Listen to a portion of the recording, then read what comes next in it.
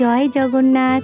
সবাইকে রথযাত্রার অনেক অনেক শুভেচ্ছা।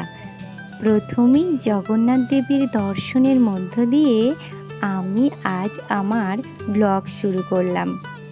তো জগন্নাথ দেবের কৃপাবাড়ি সবার উপর বর্ষিত হোক। সারাদিনে কাজের সাথে সাথে জগন্নাথ দেবের মিষ্টি মধুর কিছু কথা তো তোমাদের সাথে বলবো। তার আগে পরিচয়টা করিয়ে নিই। আমি অলকা আর অলকোপমা ব্লগ চ্যানেলে সবাইকে অনেক অনেক স্বাগত।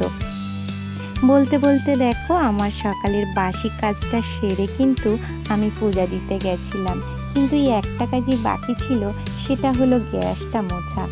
আর এটা মুছে রান্না যেহেতু বসাতে হবে, আর আমি তো সকালে রান্নাটা বসাইনি, সেই জন্য এটা দেরিতে করলাম। আর এই দেখো আমি কিন্তু ভাতটা বসিয়েই দিয়েছি।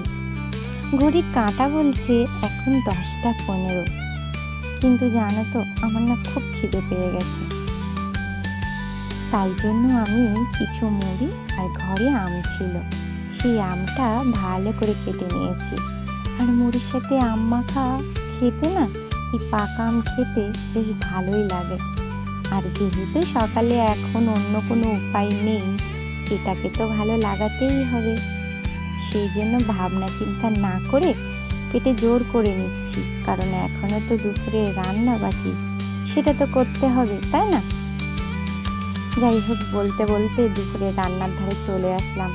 জানো তো আজ মনে কিন্তু ভীষণ উত্তেজনা, কারণ আজ জগন্নাথ দেবীর রথযাত্রায় যে রথের দড়ি ধরতে যেতে হবে, রথ টানতে যেতে হবে।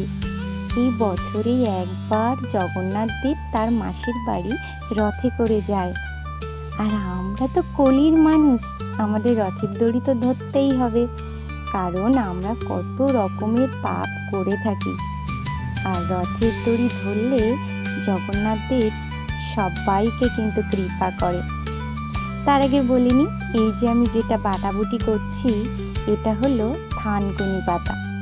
জানো তো এর অশেষ গুণ আছে, আর গুণ যার আছে তাকে তো কিন্তু তারিফ করতেই হয়। গুণ অনুযায়ী কিন্তু সব কিছুর একটা আলাদা বিচার হয়, তাই না? এই থানকুনি পাতারও অনেক গুণ আছে। যেমন পেটের সমস্যা দূর করতে থানকুনি পাতা ভীষণ উপকারী। আমাশয় নামক পেটের সমস্যা যেটা হয়, তাতে থানকুনি পাতা বাটা খেলে ভীষণ উপকার পাওয়া যায়। থানকুনি পাতার অশেষ গুণের মধ্যে আর একটা গুণ হলো ত্বকের সৌন্দর্য বৃদ্ধি করে। যাই হোক, কথা বলতে বলতে আমার থানকুনি পাতাটা রেডি। আর এই থানকুনি পাতাটা বেটেই কিন্তু খাবো না, এটা কড়াইতে কালো জিরে সম্বরা দিয়ে একটু নেড়ে চেড়ে নিয়েছি, আর একটা শাক বানিয়েছি।